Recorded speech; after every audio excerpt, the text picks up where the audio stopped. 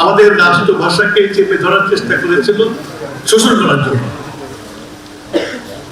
এবং সেই শোষণের বিরুদ্ধে 54 সালে যে আন্দোলনটা হলো এবং যারা শহীদ হলো, তারা বাংলাদেশের আলটিমেটলি বাঙালির একটা আবাসস্থল বাংলাদেশ, সে প্রথম বীজটা বপন করে গেছিল। সেই বীজটাই কিন্তু আস্তে আস্তে বড় হয়ে 71-এ যুদ্ধ ত্বরান্বিত করেছে। আনফরচুনেটলি আমি এখন এই 24-এর গণঅভ্যুত্থানের পরে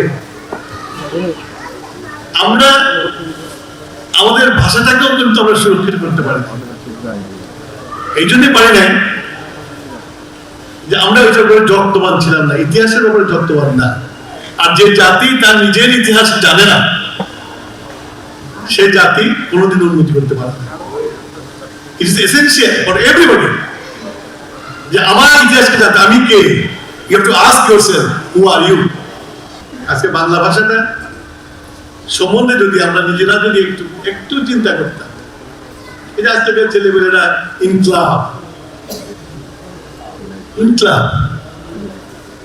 তো অন্যদিকের ভাষা, যারা আমাদের ভাষা কেড়ে নিতেছিল।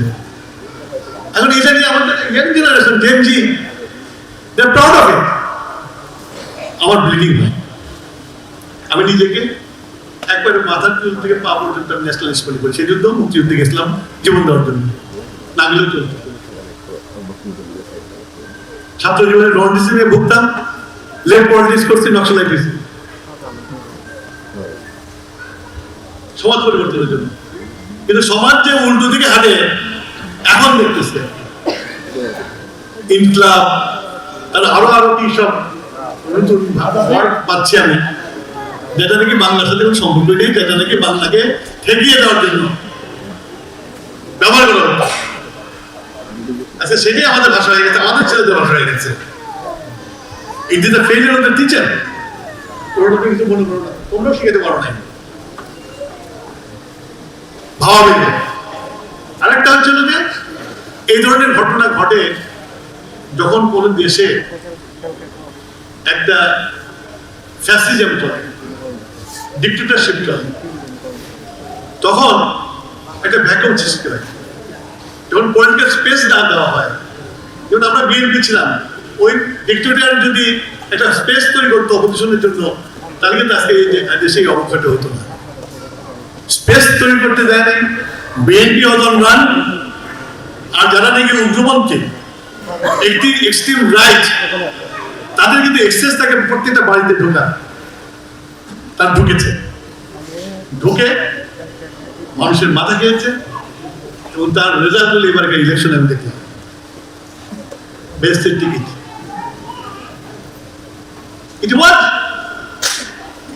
আমাদের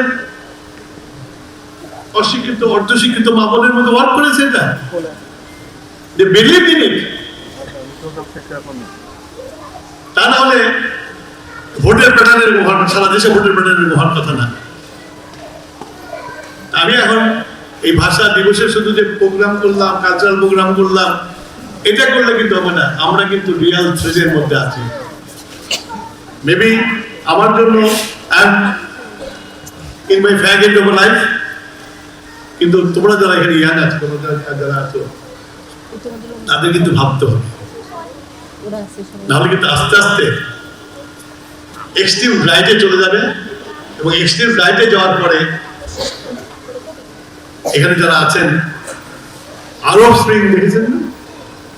আরব স্প্রিং দেখার পরে যে ভোট হয়েছিল, তখন কিন্তু এক্সট্রিম রাইটদের উত্থান হয়েছিল। তারপরে না ইজিপ্টে কু করে সিসি এসে ওটাকে ব্যালেন্স করতে। কিন্তু আমার দেশে কু করার মতো অবস্থা আছে কিনা সম্ভব আছে। সুতরাং আপনাদেরকে পড়তে পারি, দিস ইজ দ্য টাইম। এই যে গণতন্ত্র হয়েছে, আমরা গণতন্ত্রের মধ্যে হাঁটছি, বাট নেক্সট 5 years পরে কি হবে you don't know, I don't know. বাংলাকে যদি ধারণ করতে হয়, বাংলাকে যদি আমার মায়ের ভাষা বলতে হয়, তাহলে ইনকলাব জিন্দাবাদ চলবে না। Inqilab is not my language.